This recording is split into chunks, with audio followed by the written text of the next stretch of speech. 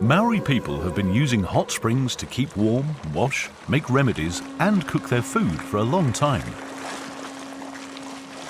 The braided baskets plunged into the boiling water allows for food to be cooked within minutes.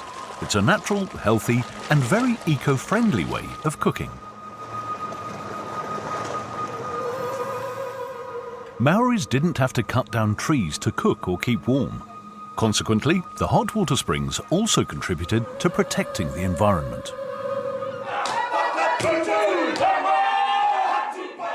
The Rotorua Museum is dedicated to Maori culture.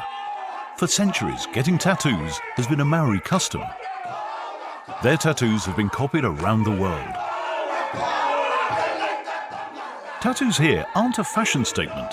It's a process which hails back to ancient practices. Jason Phillips is a tattoo artist.